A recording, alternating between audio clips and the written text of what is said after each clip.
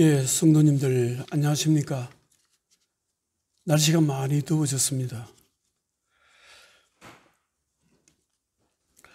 여러분들은 이런 고민은 해보지 않습니까? 어떻게 살아야 하나? 어떻게 사는 것이 보람이 있고 의미 있는 삶인가? 아마 많이 고민해 보시면서 살고 있을 것입니다. 특히 우리 예수 믿는 하나님의 자녀들은 어떻게 살아야 되는가 고민을 해보면서 살아야 합니다. 성경은 하나님의 자녀들은 의롭게 살아야 된다고 말씀하고 있습니다. 의롭게 산다는 것은 하나님의 말씀을 지키면서 살아가는 삶을 말합니다.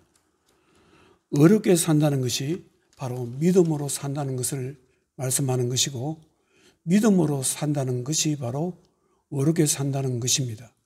그래서 의로움과 믿음이라는 것은 떨어질 수가 없는 것입니다.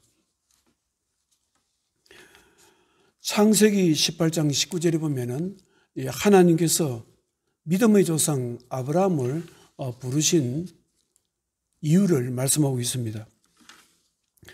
창세기 18장 19절에 내가 그로 하나님께서 아브라함으로 그 자식과 권속에게 명하여 여호와의 도를 지켜 의와 공도를 행하게 하려고 그를 택하였나니, 이렇게 하나님께서는 아브라함을 부르신 이유가 아브라함과 그의 가족, 그의 권속 모두가 하나님께서 가르쳐 주신 말씀을 지키면서 의와 공도를 행하면서 살아가도록 하시기 위해서 부르셨다는 말씀입니다. 의와 공도가 무엇을 말합니까? 바로 그 의롭게 살아가는 것을 말합니다. 이 말씀은 아브라함에게만 적용되는 것이 아니라 예수님을 믿는 모든 사람에게 그대로 적용되는 것입니다.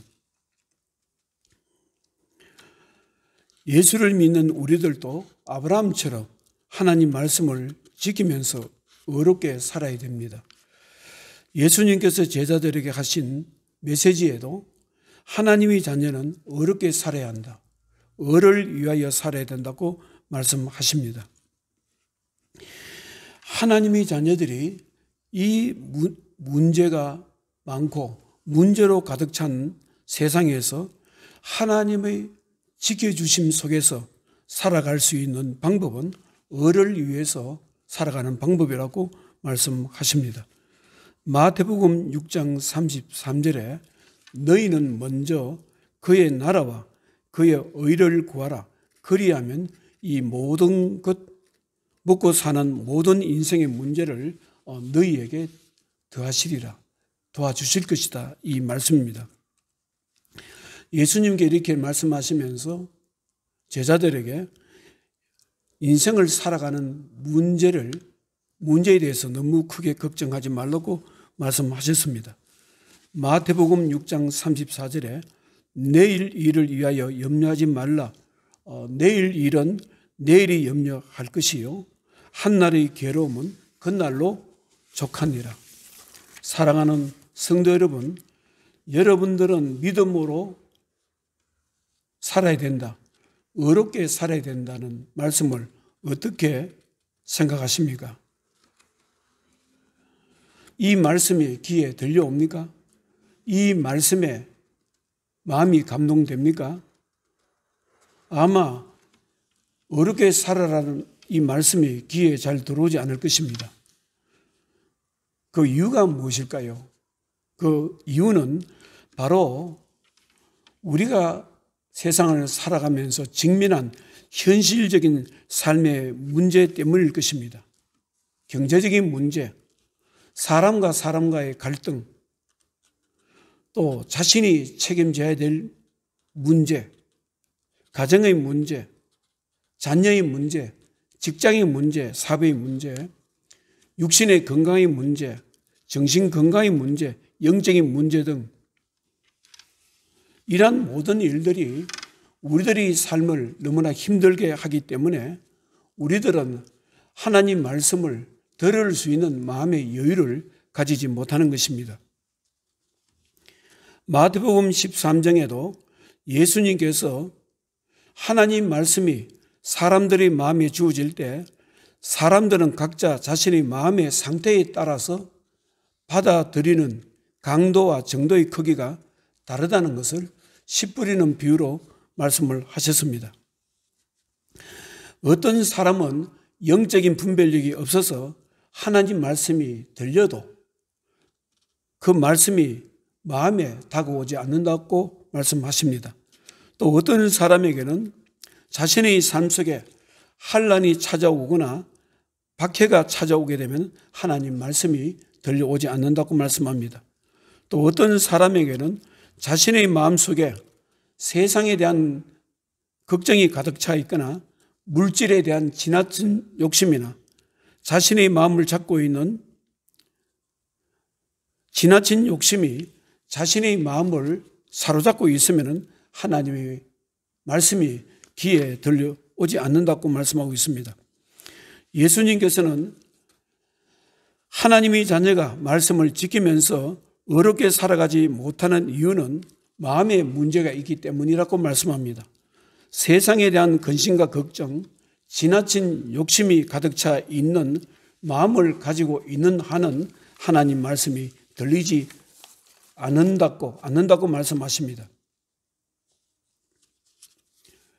사랑하는 성도 여러분, 하나님의 자녀들이 하나님의 말씀을 지키면서 어렵게 살지 못하는 이유는 우리들의 마음이 하나님의 말씀을 받아들일 수 있는 마음밭이 되지 않기 때문입니다.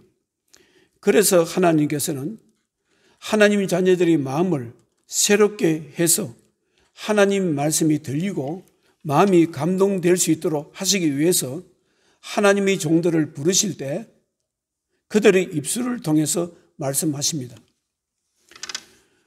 오늘 성경 말씀은 호세아 선지자가 그 당시 이스라엘 백성들에게 하신 말씀입니다.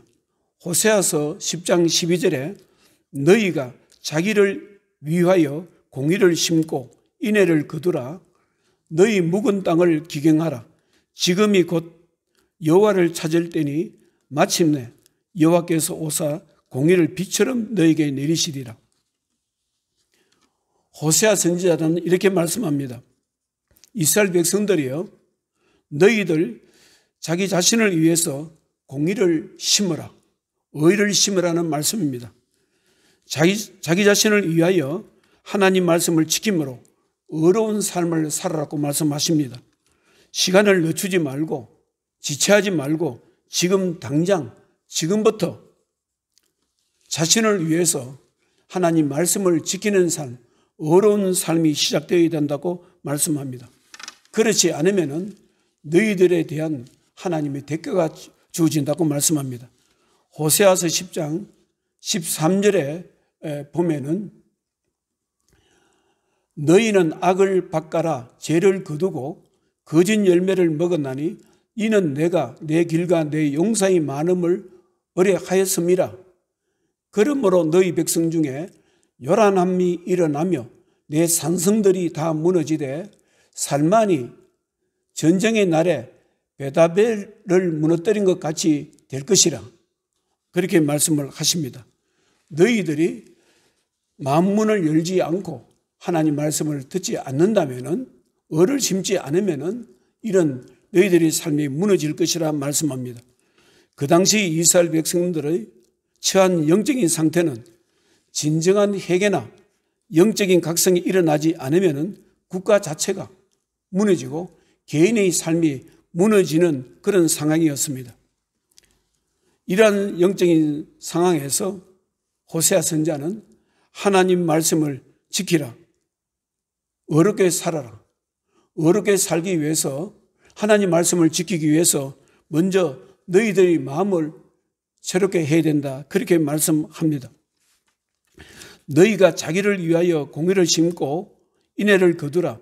너희 묵은 땅을 기경하라. 묵은 땅이 무엇입니까? 묵은 땅은 바로 그 당시 사람들의 마음 상태, 마음 밭을 말하는 것입니다. 마음을 기경하라. 마음을 새롭게 하라는 것입니다. 묵은 땅이라는 그 당시 사람들의 영적인 분별력을 잃은 마음 상태를 말하는 것입니다. 세상에 대한 욕심으로 가득 찬 마음 상태를 말하는 것입니다. 세상에 대한 근심과 걱정으로 가득 차 있는 마음의 상태를 말하는 것입니다. 사람들에 대한 미움과 분노로 가득 찬 마음, 무정한 마음을 말하는 것입니다. 자신에 대한 자신만을 위한 이기심으로 가득 찬 마음을 말하는 것입니다.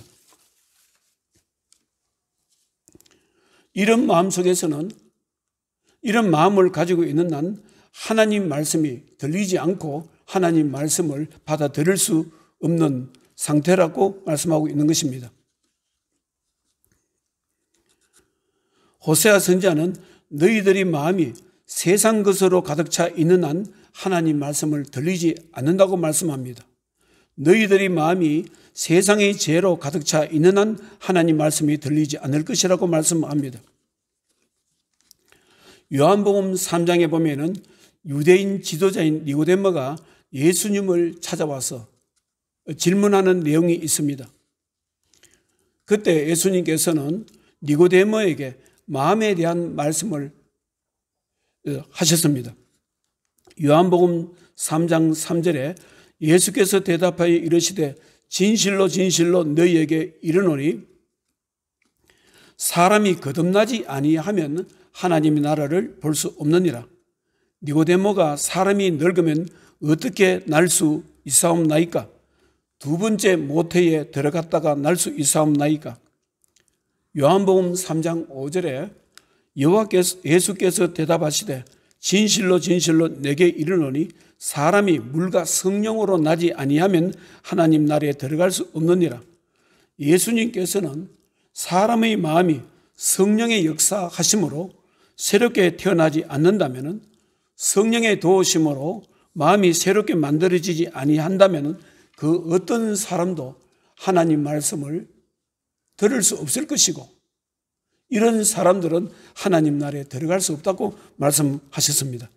사랑하는 성도 여러분, 여러분들은 자신의 마음을 하나님 말씀과 성령의 도우심으로 새롭게 만들어 간다는 것을 어떻게 생각하십니까?